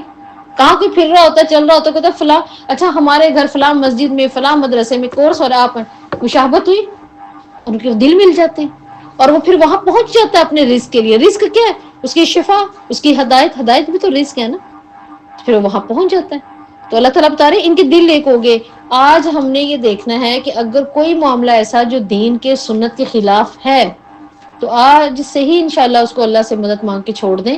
یہ ہجرت کا بھی اجر پھر اس پہ ملتا ہے. اور دوسرا یہ نہ ہو کہ وہ ہماری مشابہت کہیں اور تھی، کسی اور کے ساتھ مل رہی ہے. جتنے قابیل نے ایک قتل کیا، ایک ہی کیا اس نے قابیل نے. جتنے قیامت تک قتل ہو رہے ہیں وہ سارے کہاں جا رہے ہیں؟ اس کے کھاتے میں جا رہے ہیں. اور کرنے والا اس کے گروہ میں جا رہا ہے. مشابہت ایک ہو رہی ہے، دل ایک سے ہو گئے تھے. تو کوشش یہ کہ صحابہ کی سیرت پڑھی جائے، صحابہ کی سیرت پڑھا کریں تاکہ دل ان سے مشابہت کرے. فلاں ایسے کرتا تھا میں بھی ایسے کروں. جیسے دیکھیں کتنی پیاری مشابہت ہے نا کہ آپ صلی اللہ علیہ وسلم کے گھر کتنی پیاری سنت ہے. معاشہ کہتی ہے صدقہ تو میں دیتی تھی، صدقہ تو میں دیتی تھی، لیکن پھر بھی میں بعض اوقات اپنے صدقے کے اندر خوشبو بھی لگا دیتی تھی. اور وہ دینے والے کے لیے تاثر کتنا خوبصورت ہے، کس قدر خوبصورت ہے. انہیں کوئی دیکھتے ہوئے دل چاہے. ایک صحابی کا وہ کہتے ہیں کہ میں اپنے ہاتھ پہ ہر وقت رکھتا تھا ہتھیلی میں خوشبو، جب میں کسی سے ہاتھ ملاؤں گا، جب اسے جا کے سونگنا نا، وہ جو اس کے اندر خوشی اور تعزیت طمانینت اس کے اندر اٹھنی ہے نا، مجھے اس کا اجر ملے گا. اور آج بھی دیکھیں جب الحمدللہ مجھے گفٹس ملتے ہیں نا اپنے اسٹوڈنٹس وغیرہ سے، الحمدللہ اللہ تعالیٰ آپ کو اپنی جناب سے میں تو کہتی ہوں جنت کے گفٹ دے، دنیا کی بھلائیوں کی گفٹس دے. اس میں جب خوشبو ہوتی ہے اس کو کھولتی ہے، وہ خوشبو بڑی دیر تک وہ تاثر دل میں چھوڑتی رہتی ہے اور دل سے دعائیں نکلتی رہتی ہیں. تو یہ چیزیں مشابہت جب کرتی ہیں نا دل اور قول، تو پھر وہ ایک ہو جاتے ہیں. تو یہاں اللہ کہتے ہیں ان کے دل بھی ایک. آج جو بنی اسرائیل کی طرح اس قرآن کا مذاق اڑائے، آپ صلی اللہ علیہ وسلم کی سنت کوئی کچھ نہ سمجھے، سنت سے دوری اختیار کرے، تو سوچیں اس کا دل کس سے مل رہا ہے؟ اس قوم سے. اور اگر کسی کی بے چینی صرف دین کے اندر ہے، کسی کو سکون ہی اس کتاب سے مل رہا ہے، کسی کی زندگی ہی اس کے اندر جانا چاہتی ہے، تو پھر اس کے دل کن سے ملے؟ جن کو اللہ نے جن کے دلوں کو پسند کیا، رضی اللہ، جن کے ناموں کے ساتھ اللہ نے رضی اللہ لگا دیا. اللہ کہتے ہیں دل ایک سے ہو گئے، ذہنیتیں ایک سی ہو گئیں کہ قد تبین الآیات لقوم یوقنون. اللہ کہتے ہیں میں کھول کے بیان کرتا ہوں کن کے لیے؟ یوقنون، جو یقین رکھیں گے. دیکھیں ہمیں اس آیت سے ایک اور بات پتہ چلی، یہ قرآن اللہ کی آیتیں کس پر اثر کریں گی؟ جو یقین سے بیٹھے گا. اگر آپ نے یقین سے نہیں بیٹھنا، سننے آئے ہیں، دوستی نبھانے آئے ہیں، وقت گزارنے آئے ہیں، ٹھیک ہے، نیند پوری کرنے آئے ہیں، تو پھر کیا ہوگا؟ پھر کیا ہوتا ہے؟ پھر خواب آتا ہے نا. پھر یہ ہوگا کہ یقین ہوتا ہے. بعض اوقات ایسی مجلسوں میں، ایسی مجالس میں بہت نیند آتی ہے. وہ اس لیے آتی ہے، وہ بری چیز نہیں ہے، کیونکہ آسا نے فرمایا فرشتے انہیں اپنے پروں سے ڈھانپ لیتے ہیں تو ان پر طمانینت اور سکونیت اتر آتی ہے. تو وہ اس کو، حالانکہ ہم گھر سے فریش آئے ہوتے ہیں، لیکن اس وقت اتنا نیند آنا شروع ہو جاتی ہے، اعضاء ڈھیلے پڑ جاتے ہیں. اسی طرح ایک امام ہے تو ان کے شاگردوں نے پوچھا نا کہ کیا بات ہے، جب ہم قرآن کی محفلوں میں بیٹھتے ہیں نیند آتی ہے، ہمیں جمائیاں آتی ہیں، ہمیں اتنی مشکل سے یوں کرنا پڑتا ہے، تو مطلب کیا ہے یہ؟ تو انہوں نے شیخ نے کہا اگر تمہیں کانٹوں پہ سلایا جائے تو نیند آ جائے گی؟ کہہ رہے کبھی بھی نہیں. کہہ رہے پوری رات دیکھو فحش، کرو فحش، نہیں نیند آئے گی، کپڑے لگا لو. لیکن تم ایک 5 منٹ 2 منٹ نماز ہی کی کیفیت دیکھ لیں، ایک تسبیح پڑھنی ہے 100 دفعہ کی 4 منٹ کی، اس پر کیفیت دیکھ لیں، نیند آئے گی. تو اگر تمہیں پھولوں پہ سلا دے تو سیکنڈوں میں آ جائے گی. تو یہی حال ہے اللہ کی مجلسوں کا، کیونکہ فرشتے انہیں اپنے پروں سے ڈھانپ لیتے ہیں. تو آسمان سے گر رہی ہوتی ہے طمانینت، اس قدر ان کے پروں کے اندر شفا ہے اللہ نے رکھی. تو اللہ تعالیٰ بتا رہے یہاں پر اللہ کی آیتیں کس پر اثر کرتی ہیں؟ یقینون، جو یقین کے ساتھ. دیکھیں اگر آپ یقین کے ساتھ آئیں گے نا، یہاں بیٹھیں گے، یہ آیتیں آپ کے اندر اتریں گی اور آپ کو یقین دلائیں گی کہ ہم سچی ہیں اور ہم اپنے رب کی ہیں، اور ہم ہی نے تمہاری سفارش کرنی ہے، ہم ہی نے تمہیں کامیابی دلانی ہے، ہم ہی تمہاری زندگی کو روشن کریں گی. اور اگر یقین سے نہیں کوئی بیٹھے گا تو یقین مانے اس پہ کوئی اثر نہیں ہوگا. اس سے ہوگا پہلے بھی سنی ہے نا. جب کوئی موقع آئے گا آرام سے کہہ دیں گے 10 دورہ قرآن کیے ہوئے. لیکن کیا ہے؟ یقینون، یقین کے ساتھ. ایک صحابی جنہوں نے کچھ نہیں سیکھا، کچھ نہیں سیکھا. اتنی پیاری حدیث مجھے لگتی ہے کہ اتنا وہ سفر طے کر کے آئے اللہ کے رسول کے پاس, اور آ کے انہوں نے کہا یا رسول اللہ مجھے سکھا دیں, علم سیکھنے آیا ہوں, دین سیکھنے آیا ہوں, اور مجھے بتا دیں جلدی سے پھر دین. تو آپ صلی اللہ علیہ وسلم نے فرمایا ٹھیک ہے تم کلمے کی شہادت دو. اسے کلمے کی شہادت دے دی, اور دیکھیں پورے یقین کے ساتھ کلمے کی شہادت دینے کے بعد کہتے ہیں کچھ ایسا بتا دیں کافی ہو جائے, تھوڑا سا ہو بس کافی ہو جائے مجھے, کہ میں اٹھوں تو مجھے پتا ہو میں نے جنت میں جانا ہے, میں نے آپ کے گروہ میں موجود ہونا ہے. آپ سے فرمایا تو نے کہنا ہے سبحان اللہ والحمد للہ ولا الہ الا اللہ واللہ اکبر. صحابہ کہتے ہیں صحیح بخاری اور مسلم کے اندر کہ ہم نے دیکھا بڑی دور تک وہ یوں کرتا ہوا جا رہا تھا, اپنی انگلیوں کو دیکھتا, اپنی انگلیوں پہ پڑھتا, یاد کر رہا ہے نا, سمجھو اپنے ہاتھوں پہ بچوں کی طرح لگا ہوگا اس کلمے کو, اور کس قدر یقین کے ساتھ وہ جا رہا ہے اور وہ ان کلمات کو یاد کر رہا ہے, یقین کے ساتھ وہ یہ آیات لے کے جا رہا ہے. جب راستے میں پہنچا اس کا یقین اتنا بیدار تھا کہ وہ واپس آ کے کیا کہتے ہیں یہ صحابی, یا رسول اللہ وسلم یہ تو ہو گیا اللہ کے لیے, اللہ کی تعریف کی ہے نا میں, پھر میرے لیے کیا ہے, یعنی مجھے جو چاہیے نا اپنے لیے. اب تسلی دیکھیں ان کی. آپ نے فرمایا جب تو یہ الفاظ کہہ دے گا تو اللہ تعالیٰ تجھ سے اتنا راضی ہو جائے گا, اتنا کہ اس وقت اللہ کی شان, اللہ کی جو ہے وہ جوش میں آئی ہوگی رحمت, اور اللہ تعالیٰ کیا فرماتے ہیں آسمان سے, مانگ میرے بندے تو جو مانگتا ہے. اس وقت اللہ یہ الفاظ کہتے ہیں جب انسان یہ الفاظ کہتا ہے, تو آپ کہتے ہیں تو نے اس وقت کہنا اللہم اغفر لی وارحمنی وارزقنی. اس نے کہا یہ کافی ہوں گے, آپ سے کافی. صحابہ کہتے ہیں ہم نے دیکھا وہ یہی یاد کرتا ہوا جا رہا تھا. اب بتائیں اس میں وہ سارا دن لے کر گیا, وہ تو یہ 4 الفاظ لے کر گیا, لیکن یقین کے ساتھ لے کر گیا. اگر یقین کے ساتھ میں یہاں نہیں بیٹھوں گی, آپ نہیں بیٹھیں گے, تو یقین ماننے کوئی فائدہ نہیں ہوگا, یہ دلوں میں نہیں اتر پائے گا, کیونکہ اللہ کہہ رہے ہیں, یہ میں بھی نہیں کہہ رہی, اللہ. تو آنے سے پہلے اللہ تعالیٰ سے دعا کر کے آیا کرے, کہ اپنی ہر نماز میں بلکہ دعا کیا کہ اللہ تعالیٰ میرے یقین کو بڑھا دے اپنے کلام کے اوپر. سورۃ توبہ میں اللہ تعالیٰ کہتے ہیں نا مومنوں میں ایسے مومن بھی ہیں جب ان کے سامنے آیتیں پڑھی جاتی ہیں ان کا ایمان زیادت اور بڑھ جاتا ہے, ان کا ایمان تو اور زیادہ ہو جاتا ہے, کیونکہ اصل میں یقین بڑھنے لگ گیا ہے نا, تو ایمان بڑھنے لگ گیا. ہم اپنی پنجابی میں بات کر رہے ہو, تم کہہ رہے ہوتے ہاں اس پہ مجھے ایمان ہے پکا ہے نا, اس کا ایمان ٹھیک ہے, کیا مطلب مجھے یقین ہے. تو یہ یقین کا بڑھنا, اللہ سے اپنی نمازوں میں آج سے دعائیں شروع کر دیں, اللہ تعالیٰ ہمارا اس کتاب پہ ایمان اور یقین بڑھا دے. تیری آیتیں جب ہمارے سامنے پڑھی جائیں تو پھر ہمارا یقین بڑھ جائے. اور ساتھ ہی اللہ رب العزت فرماتے ہیں جن پر یقین بڑھ جائے گا, اور یقین والے ہی جانتے ہیں یقیناً ہم نے آپ کو بھیجا ہے خوشخبری والا اور ڈرانے والا. نذیر کون ہوتا ہے؟ ہاں جی, ڈرانے سے مراد وہ یہ بتائے کہ اللہ کو ناراض نہیں کرنا. وَلَا تُسْأَلُوا, محمد صلی اللہ علیہ وسلم آپ سے نہیں پوچھا جائے گا اصحاب الجحیم, آپ کا کام ہے صرف جا کے بتائیں یہ اللہ کا دین ہے, یہ کر لو جنت ہے, اس سے رک جاؤ اللہ ناراض ہو جائیں گے دوزخ ہے, پھر آپ ہٹ جائے, پھر آپ نے ہٹ جانا ہے. آپ سے نہیں پوچھا جائے گا اصحاب الجحیم سے. آج ہم کیسے کہہ سکتے ہیں کہ فلاں کتابوں میں فلاں فلاں جگہ پہ لکھا ہوتا ہے انہوں نے ہماری پکڑ لی, ٹھیک ہے, فلاں بزرگ نے ہمارا ہاتھ پکڑ لیا ہے, فلاں بزرگ سے ہماری بیعت ہے, فلاں ہمیں کہہ چکے ہیں کہ تمہیں جنت میں لے جانا میرا کام ہے, میں پہنچوں نہ پہنچوں تمہیں میں نے پہنچا دینا, لکھا ہوتا ہے کتابوں کے اندر. تو یہاں تو اللہ کے رسول محمد صلی اللہ علیہ وسلم جیسی ہستی نہیں ہے دنیا میں, وہ کہہ رہے ہیں, اللہ تعالیٰ انہیں کہہ رہے ہیں آپ کا کام ہے میرا پیغام پہنچانا بس, اور بتانا کیا غلط ہے کیا صحیح. اب کوئی جہنم میں جائے جنت میں جائے یہ میں آپ سے نہیں پوچھوں گا, آپ سے پوچھ نہیں ہے. اب عائشہ رضی اللہ کہتی ہے یا رسول اللہ علیہ وسلم یہ جو بات ہے کہ اعمال تولے جائیں گے, اور آپ نے کہا آپ صلی اللہ علیہ وسلم جب یہ بات کی کہ دیکھو میں تمہیں وہاں نہیں چھڑوا سکتا اگر اللہ نے پکڑ لیا, تو کہتی ہیں کہ قرآن میں تو ہے جس کے دائیں ہاتھ میں دے دیا گیا نامہ عمل تو آسان ہو گیا, اللہم حسبنی حسابا یسیرا. تو معاشہ کہتی ہیں مجھے یہاں سے یہ معلوم ہوتا ہے کہ اگر دائیں ہاتھ میں نامہ عمل جائے گا تو حساب آسان ہو جائے گا, اور اگر بائیں میں جائے گا تو بھی حساب ہے, یعنی حساب ہے. تو پھر حساب یسیرا کیا؟ پھر آپ نے فرمایا حساب یسیرا یہ ہے کہ اللہ تم سے پوچھ نہ کرے. ایک شخص کی اگر 1 ارب نیکیاں آ رہی ہیں اور 1,00,000 برائیاں آ رہی ہیں, اللہ چاہے تو سکے حساب یسیرا چلا گیا. اور اگر کسی کی 100 نیکیاں ہیں اور 99 برائیاں, اور اللہ کہے کیوں ہیں, تو پکڑ ہو گئی نا. اللہ تعالیٰ کہہ رہے ہیں مانگو کہ پکڑ ہی نہ ہو, کہ اللہ تعالیٰ ہمیں بغیر حساب کتاب کے جنت میں بھیج دے. یہ پکڑ ہے, اگر کسی ایک بات میں بھی پکڑ ہوتی ہے تو پھر وہاں اللہ نے کہنا ہے کیوں، تو پھر کیوں ہے، کیوں کا جواب، کیوں کا تو جواب ہی نہیں ہے ہمارے پاس. کہ اللہ سے دعا کیا کہ اللہ تعالیٰ ہمیں بغیر حساب کتاب کے جنت میں بھیج دے، کیونکہ ہمیں پتہ ہے حساب کے لائق تو ہم ہیں نہیں، اور کیوں کا جواب تو ہمارے پاس ہے نہیں.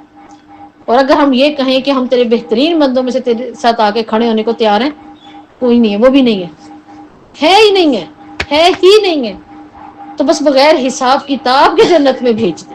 بس یہ دعا اللہ تعالیٰ سے کیا کریں، کیونکہ وہاں پر آپ صلی اللہ علیہ وسلم شافیع محشر ہیں. ایک شافیع محشر بھی اللہ کے حکم کے بغیر کچھ کر ہی نہیں سکتے، اللہ کے حکم کے بغیر. اللہ تعالیٰ یہاں کہہ رہے ہیں آپ سے نہیں میں پوچھوں گا کہ آپ نے کیوں نہیں اس ہلاک کر دیا اپنا آپ، اس کے پیچھے کیوں نہیں اس کو جنت میں پہنچایا، یہ کیوں جہنم میں گیا، میں آپ سے نہیں پوچھوں گا، آپ کا کام ہے آپ سے بتا دیں، پھر مجھے دیکھنا اس کا شعور کیا کام کرتا ہے. کہ تو ابن عباس بھی یہی کہتے ہیں کہ بشیر نذیر سے مراد خوشخبریاں دینے والا اور جہنم کے خوف سے ڈرانے والا. اللہ تعالیٰ کہتے ہیں وَلَن تَرْضَ عَنْكَ الْيَهُودُ وَلَا النَّصَارَىٰ حَتَّىٰ تَتَّبِعَ مِلَّتَهُمْ. یہود اور نصارہ ہرگز آپ سے راضی نہیں ہوں گے جب تک آپ ان کے ملت کی پیروی نہ کر لیں. دیکھیں آج یہ ہم سے راضی ہوں گے؟ نہیں ہوں گے. چلیں ہو جاتے ہیں، لیکن کس صورت میں؟ ہم ان کی ملت کی پیروی نہ کر لیں. ایسے کیسے ہو سکتا ہے کہ ہم سوچیں کہ یہ ہم سے خوش ہیں، ہم ان سے خوش ہیں، ہماری ہر طرح کی ترقیات، ہماری زندگی، ہمارے دین میں ہمیں آگے تک لے کے جانا، اس کو اپریشیٹ کرنا تو بہت اچھے اپریشیٹ کرتے ہیں.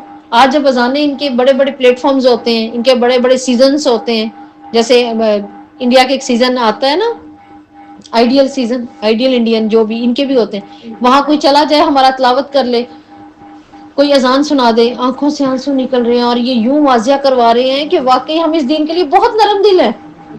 ٹھیک ہے نا، امریکن آئیڈیلز بھی اسی طرح ہی ہے نا، مطلب وہ تلاوت کر رہے ہیں اور وہ یوں کھڑی ہو جائیں گی اور دکھائیں گے ہمیں یوں یوں کر کے، ہمارے رونٹے کھڑے ہو رہے ہیں. رونٹے کھڑے ہوتے تو تم یہاں بیٹھے ہوتے، اس سیٹ پر ہوتے، اس مقام پر ہوتے، اس قوم میں ہوتے. اللہ تعالیٰ کہتے ہیں کبھی راضی نہیں ہوں گے جب تک کہ تم ان کی ملت کی پیروی نہ کر لو. اور ان کی ملت کیا ہے؟ ان کی کوئی ملت نہیں، انہوں نے ساری ملت منسوخ کر دی، منسوخ کر دی خود ہی اپنے سے، کتاب اپنی بھول گئے. خوش کب ہیں یہ؟ جس وقت ہم ان کی ملت، اب ان کی ملت میں کیا کیا ہو سکتا ہے؟ ان کے تمام خوشیوں کی مشابہت، ان کے تمام غموں کی مشابہت، مرنے والے میں مرنے کی مشابہت ان سے ہو، ہمارے کھانوں میں ان کی مشابہت، ہمارے پہننے اوڑھنے دیکھنے میں ان کی مشابہت. یہ سب کیا ہے؟ یہی تو ان کی ملت کی پیروی ہے. تو ان کی ملت کی پیروی سے بچا جائے، اپنے بچوں کے اندر ان کی نفرتیں ڈالی جائیں. دعا کیا کریں، آپ بہت زیادہ دعائیں کیا کریں اپنے بچوں کے لیے بھی، اپنی نسلوں کے لیے. اللہ تعالیٰ ہماری نسلوں کو ان سے نفرت ہو جائے، ان کی ملت سے نفرت ہو، انہیں محبت ہو تو اسلام سے محبت ہو، ان کو ان کی پھیلائی بیماریاں، ان کی برائیاں لگے. آج ہمارے بچوں کو جب ہم کسی برائی سے روکنے لگتے ہیں، ہم برے لگنے لگتے ہیں، ہم برے لگنے لگتے ہیں. وہ اچھی چیز تھی، اس میں وہ محو ہو چکے ہوئے. اب تو انہوں نے میوزک بھی ایسے بنا دیے ہوئے ہیں جو کہ ان کے واقعی جادو کی انسٹرومنٹس ہیں. جادو کرتے ہیں ان کے دماغوں پر ہمارے بچے، سوننے دھوننے، اور ہم نے کر دی ہیں ہاتھوں میں خود ہی دیکھ کے. تو اللہ تعالیٰ کہہ رہے ہیں کہ کبھی بھی راضی نہیں ہوں گے. تو دیکھیں آج کے دور میں یہود نصارہ کو راضی کرنے کی کوشش اگر کی جا رہی ہے تو وہ کس طرح کی جاتی ہیں؟ ان کی پیروی کر کے، ٹھیک ہے، دین کے خلاف پیسہ لگا کے، ان کی نئی آئی ہوئی دین میں چیز کے لیے نئے ایڈیشن میں اپنا پیسہ اور وقت صرف کرنا. ہم پیسہ صرف کرتے ہیں نا. آپ دیکھ لیں کہ ہم ایک برائی کو اتنے لائکس مل جائیں گے اور ایک دین والا بیٹھا ہوگا، برائی کو لائکس ملے، کیوں؟ اس کو پروموٹ کیا جا رہا ہے، برائی کو پروموٹ کیا جا رہا ہے. قل ان ھدی اللہ ھو الھدی، آپ کہہ دیں حقیقی ہدایت اللہ کی ہے، سیدھا راستہ محمد صلی اللہ علیہ وسلم کا راستہ ہے. اس لیے اللہ تعالیٰ نے ایک جگہ پر سورہ آل عمران میں آگے کہا ہے وَمَن يَبْتَغِ غَيْرَ الْإِسْلَامِ دِينًا فَلَن يُقْبَلَ مِنْهُ، جو کوئی بھی دین کے علاوہ کوئی راستہ تلاش کرے گا نا، اسے قبول نہیں کیا جائے گا. اب اس کے علاوہ اگر کوئی راستہ ہم تلاش کرتے ہیں تو وہ قبول نہیں کیا جائے گا. یہ ہمیں دیکھنا کہ ہمارے اعمال کے اندر اور ہمارے مال میں مشابہت کیسی ہے. ایک مومن مسلمان کی مشابہت ہے یا ان قوموں کی مشابہت ہے؟ ٹھیک ہے. پھر دیکھیں اللہ رب العزت آگے فرما رہے ہیں الذین آتیناہم الکتاب یتلون حق تلاوت، قرآن کی تلاوت کرنے والے ایسے تلاوت کرتے ہیں کہ وہ اس کا حق ادا کرتے ہیں. یہ حق کا تلاوت، اس سے مراد قرآن کی اتباع ہے. ٹھیک ہے، جو بھی ہم نے کہا نا یقینون، یقین کے ساتھ بیٹھ کے سیکھتے ہیں. قرآن کا حق ادا کون کرتا ہے؟ یتلو سے مراد ہے تلو، تا لام واو تلو. تلو ہوتا ہے ایک فٹ سٹیپ کے این اوپر دوسرا فٹ سٹیپ، این ذرا سا ادھر ادھر نہیں ہونا چاہیے، بالکل اسی کے فریم کے اندر فٹ، ایک کے پیچھے دوسرا پیر چلنا، اس کو کہتے ہیں قدم کے پیچھے قدم جو ہوتا ہے نا، اس کو کہتے ہیں تلو. اور اس سے مراد صرف تلاوت نہیں کہ ہم عربی پڑھ کے رکھ دیں، اس سے مراد ہے اتباع. اور اتباع کیا ہے؟ علماء کہتے ہیں اس کا حق کیا ہے؟ اس کے حرام کو حرام کہیں، اس کے بتائے ہوئے حلال کو حلال کہیں. سیدنا عمر نے جب اس کی تلاوت فرمائی، حق تلاوت یہ ہے کہ جنت کا جب ذکر آئے تو جنت کا سوال کیا جائے، جب جہنم کا ذکر آئے تو اس وقت جہنم سے پناہ مانگی جائے. یہ اس کا حق ہے قرآن کا، تلاوت کا، کہ جس وقت آپ پڑھ رہے ہیں اچھی بات آئی ہے، نیکوکار کی بات آئی ہے، صحابہ کی آئی ہے، جنت کی آئی ہے، آپ کے اللہ جنہ منہم، اللہ ہمیں ان میں شامل کر دے، ہے نا. اور جہاں کی کافروں کی آئی ہے، اللہ کے عذاب کی آئی ہے، جہنم کی آئی ہے، تو کیا اللہ اس سے پناہ دے، اللہ ایسے غضب والے لوگوں میں شامل نہ کرے. اس وقت قبول ہوتی ہے. ویسے بھی دنیا میں کوئی ایسی کتاب نہیں ہے جس کو کھولتے قبولیت کا وقت شروع ہو جائے، اس کو کھولتے قبولیت کا وقت شروع ہو جاتا ہے. اولئک یؤمنون بھی، یہی تو ہیں جو اس پر ایمان رکھنے والے ہیں. آپ صلی اللہ علیہ وسلم نے فرمایا روزہ اور قرآن دونوں بندے کی سفارش کریں گے. روزہ کہے گا اے میرے رب، میں نے اسے دن کے وقت کھانے اور پینے سے روک دیا، اس کے متعلق میری سفارش قبول کر. ٹھیک ہے، یہ جنہوں نے اس پہ ایمان رکھا اور اس کے مطابق پیروی کی، دیکھیں یہ وہاں اس کی سفارش کرے گا. اس دن تمام کی تمام زبانیں بند ہو جائیں گی، لیکن یہ قرآن بولے گا. آج ہی ہمیں لفظ لگ رہے ہیں، لیکن اس دن یہ بولے گا. اللہ ہی جانتے ہیں یہ کیسی خوبصورت شکل میں آئے، اللہ ہی جانتے ہیں. اور پھر یہ بولے گا، باتیں کرے گا. حتیٰ کہ آپ صلی اللہ علیہ وسلم نے فرمایا باتیں کرے گا، اور اللہ تعالیٰ سے جو ایک جھگڑے ہوتے ہیں نا محبت کے ماں بچوں کے ہوتے ہیں، اس طرح جھگڑ کے یہ اپنے پڑھنے والے یقین رکھنے والے کو جنت میں لے جائے گا کہ میں تو تیرے خاطر لڑاؤں کیا، چل آج جلدی سے اس کا ہاتھ پکڑا اور ہنستے ہوئے جنت میں. اللہم اجعلنا منہم، اللہ اس کو ہمارے حق میں بنائے، اور یہ ہماری قبر میں بھی ہمیں روشنیاں دے دے، اور آخرت میں بھی اللہ تعالیٰ اس کو ہمارا بہترین وکیل اور سفارشی بنا دے. اس دن ساری زبانیں بند. آگے قرآن میں آتا ہے یہ سیل لی جائیں گے، جیسے یہ گال ہے ایسا یہ ہو جائے گا سیدھا، زبانیں بند ہو جائیں گی، یہ بولے گا. تو اس کا مطلب یہ زندہ کلام ہے. یہ ہم اس کو یوں ہی پڑھ کے یوں ہی باتوں میں نہیں رکھ سکتے، یہ زندہ کلام ہے، یہ سنتا ہے. ٹھیک ہے، یہ اللہ کا حق ہے.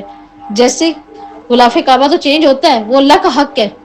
ٹھیک ہے، اور اگر ہم کہیں کہ اس کو دیکھتے ہوئے ہم اپنوں کی بھی چینج کر دیں، ہمارے خاندان کا فلاں بزرگ تھا لیکن وہ اچھے تھے، بزرگی کے اس پر تھے، تو اب چادریں تو چڑھ کے اب ان کی بھی چینج کی جائے ہر سال، تو نہیں.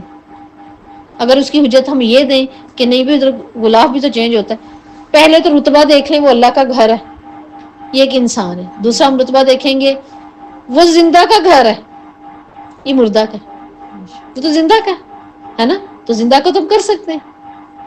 لہٰذا یہ چیز بھی اللہ تعالیٰ کہہ رہے ہیں. قرآن کیا ہے؟ پھر ایک اور جگہ پہ فرمایا آپ صلی اللہ علیہ وسلم نے مومن کی مثال سنترے کی سی ہے، جو قرآن کو پڑھتا ہے اور سیکھتا ہے، اس کو اپنے اندر ڈالتا ہے، کچھ نہ کچھ سے سیکھ کے اپنے عمل میں لاتا ہے. اس کی مثال کیسی ہے؟ سنترے کی سی.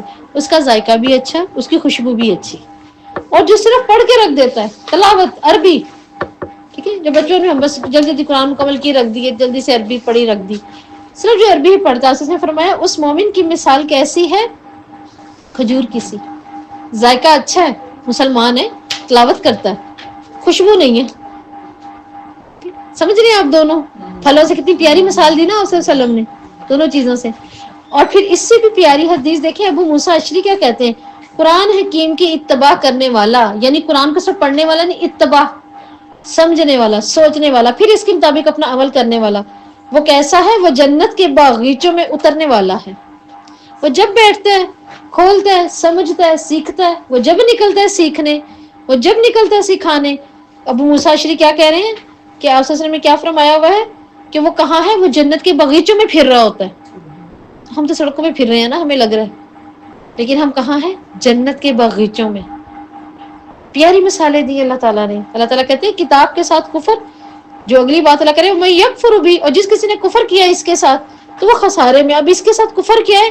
اس کی بات نہ ماننا، اس کے مطابق عمل ہی نہیں کرنا، اس کے مطابق فیصلہ ہی نہیں لینا اس قرآن کے مطابق. تو ہمیں اب اس آیت سے کیا پتہ چل رہا ہے؟ ایک تو یہ کہ لیڈرشپ اللہ تعالیٰ نے پہلے کس کو دی تھی؟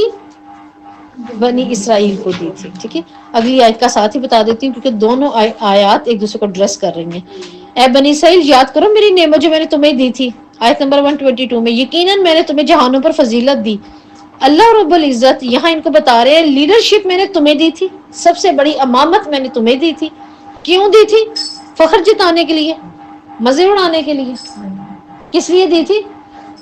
لوگوں کی رہنمائی کرنی ہے، نیکی کا حکم دینا ہے، برائی سے روکنا ہے، اپنے رسول کی اتباع کرنی ہے. اب یہ لیڈرشپ اللہ نے ان سے لے لی لیڈرشپ، کیونکہ انہوں نے اس کا حق نہیں ادا کیا. اب یہ لیڈرشپ کس کے پاس ہے؟ اب یہ تاج کس کے پاس ہے؟ ہمارے پاس ہے. یہ اٹھا کے آپ صلی اللہ علیہ وسلم کو دے دیا گیا تھا، اب یہ ہمارے پاس ہے. بعد اب کوئی پیغمبر نہیں آئیں گے، یہ پیغمبرانہ کام ہے. اللہ تعالیٰ کہہ رہے تم نکالے اس لیے گئے ہو کہ تم نیکی کا حکم دو اور برائی سے روکو.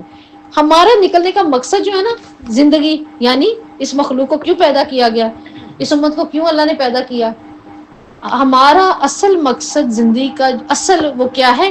نیکی کا حکم دینا، برائی سے روکنا. ایسا نہیں صرف نیکی کا حکم دینا، نہیں، برائی سے بھی روکنا پڑے گا.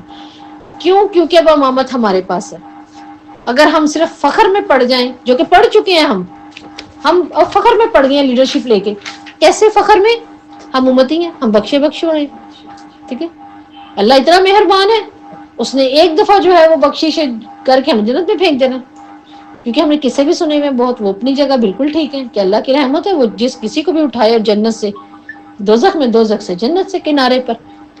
لیکن یہ سوچتے ہوئے چھوڑ ہی دیں، نہیں چھوڑ سکتے. آپ صلی اللہ علیہ وسلم نے معاذ رضی اللہ کو کہا تھا کہ اے معاذ، اگر کسی نے لا الہ الا اللہ کہا ہے نا، وہ دوزخ میں نہیں جا سکتا. معاذ رضی اللہ نے یہ بات آ کر ابو بکر کو عمر فاروق رضی اللہ کو بتا دی. عمر فاروق رضی اللہ کہتے ہیں خاموش ہو جاؤ، یہ بات میں نے کسی کو نہیں بتانی. کیوں نہیں بتانی؟ وجہ کیا تھی؟ چوڑے ہو جانا تھا سب نے، عملی کوئی سے نہیں تھا کرنا. آج بھی آپ دیکھ لیں، ہم دیکھتے ہوتے تھے اپنی جب ہم اسٹوڈنٹ لائف میں ہوتے تھے کہ جلدی سے کوئی چیز اٹھائی، گری ہوئی اٹھا کے رکھ دی اور ساتھ میں حجت کے ایک دوسرے کو دے رہے ہوتے تھے. دیکھو ایک شخص نے ایک دفعہ سننے میں آیا کہ اس نے لا الہ والی پرچی اٹھائی اور اوپر رکھ دی اور اللہ نے اس کو بخش دیا. بس اسی پہ اس کی بخشش ہو گئی تھی.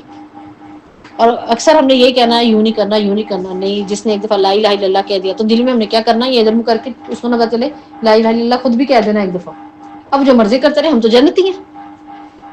تو یہ بات بعد میں انشاءاللہ یہ احادیث میں آپ کو بتاؤں گی. آپ کا جو نیکسٹ ٹاپک ہوگا نا اگلے ہفتے انشاءاللہ، اس میں آئے گا کہ پھر بعد میں صحابیوں نے ڈرتے بتا بھی دی تھی. کیوں؟ کیونکہ انہیں ڈر تھا کہ اللہ تعالیٰ نے کہا جس نے کوئی چھپائی بات، ابھی ہم پڑھ کے ہیں نا پیچھے، اس کو آگ کی لگام پڑے گی. کہتے ہیں اس ڈر سے بتا دیا ورنہ کبھی بھی نہ بتاتے. آج ہمارا حال یہ ہو گیا ہے کہ ہم نے اس لیڈرشپ کو کیسے لے لیا ہے، اتنا ایزی کہ جنت ہماری ہے، ہم امتی ہیں، لہٰذا ہم مسلمان ہیں. جو مرضی کریں، جو مرضی کریں، پاسپورٹ پہ لکھا ہے میرے میں مسلمان ہوں، کیونکہ میرے پاسپورٹ پہ لکھا ہوا ہے نا میں مسلمان ہوں. ادھر تو نہیں نا پاسپورٹ یہ چلنا، یہاں تو چلے گا، ہر جگہ چلے گا، وہاں نہیں چلے گا.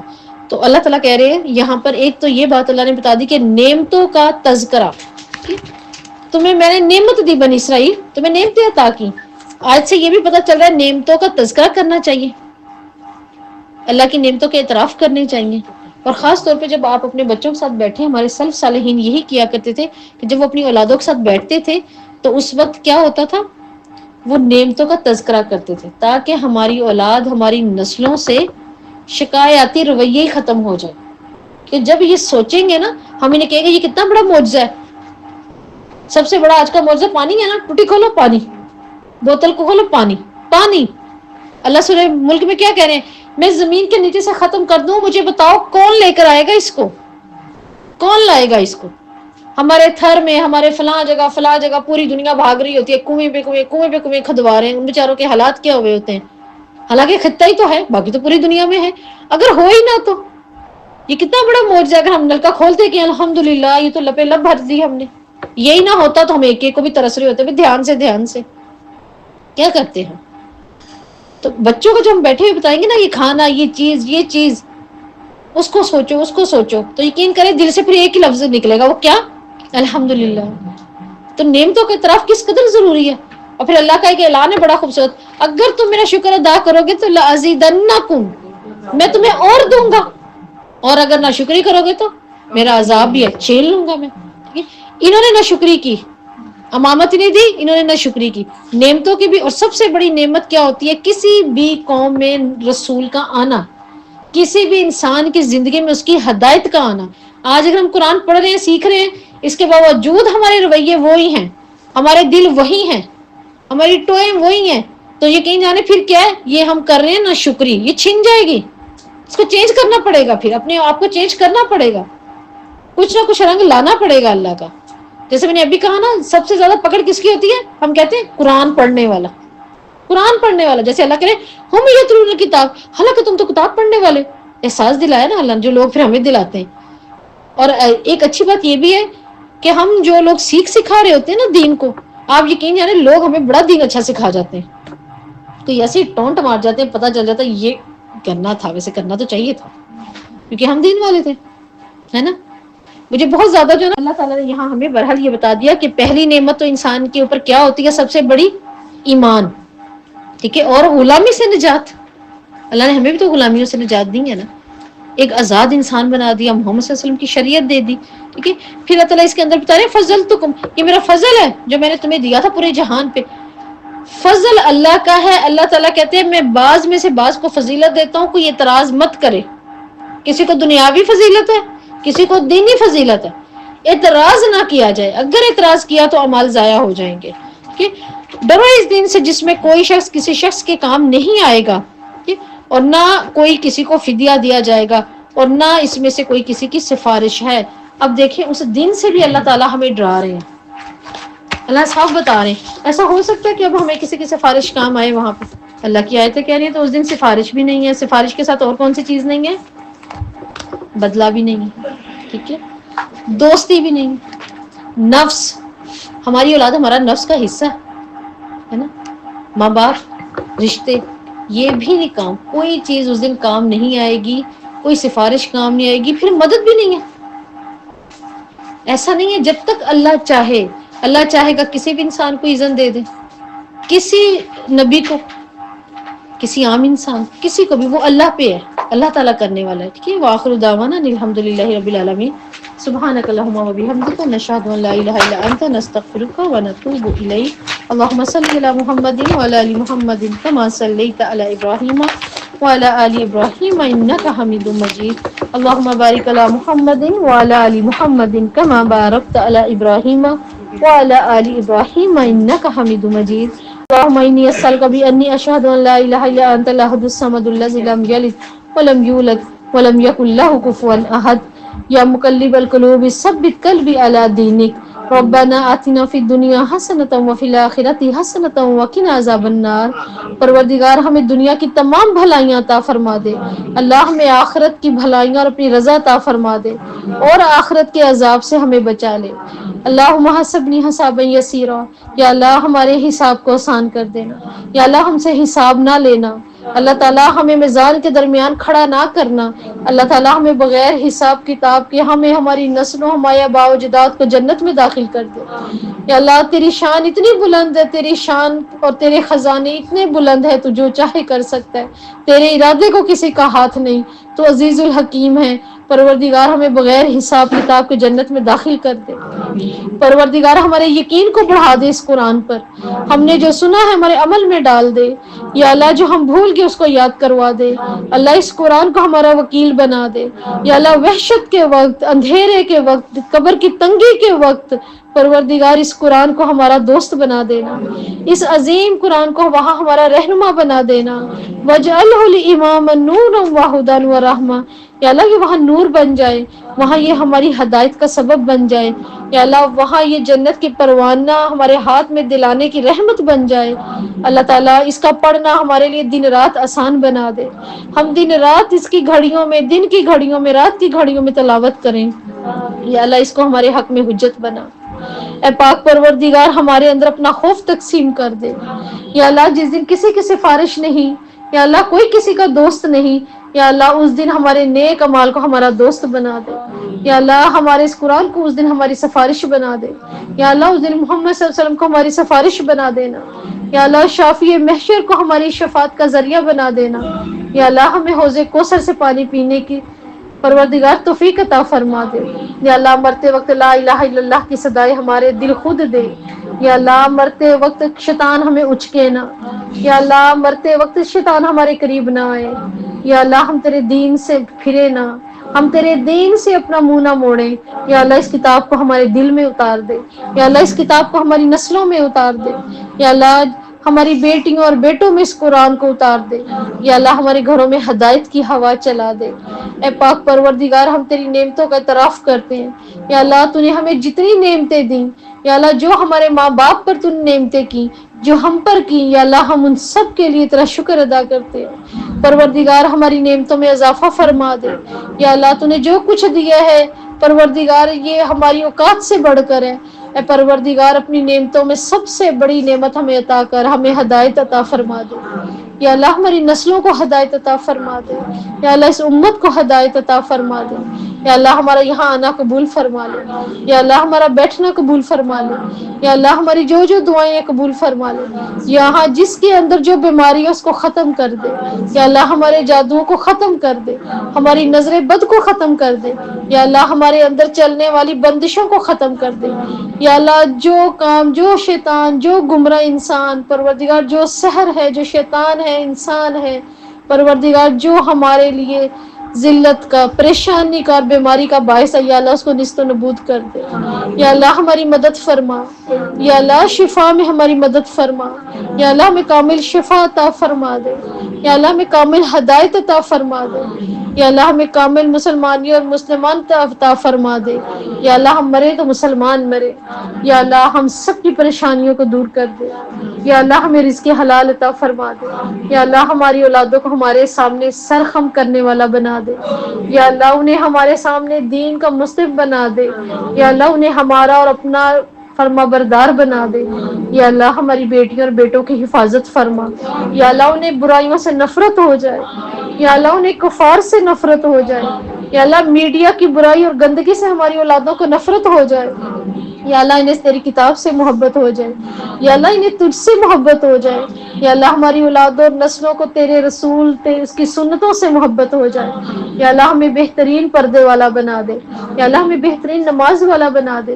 یا اللہ ہم سے جو برائیاں ہوئیں، جو ہم نے کھلے چھپے کی، جو ہم کر کے بھول گئے، یا اللہ جو ہمارے کبائر گناہ ہیں، یا اللہ انہیں ختم کر دے. یا اللہ ہمیں معاف فرما دے. یا اللہ ہم اپنے گناہوں کی معافی مانگتے ہیں. یا اللہ تیرے سوا کوئی بخشنے والا نہیں ہے، تیرے سوا کوئی پاک کرنے والا نہیں ہے. اللہ ہمیں پاک کر دے. اللہ ہمیں معاف کر دے. اللہ ہمیں صاف کر دے. اللہ ہم پہ رحم کرم فرما دے. یا اللہ ہم سب پہ اپنی رحمت کر دے. آمین یا رب العالمین.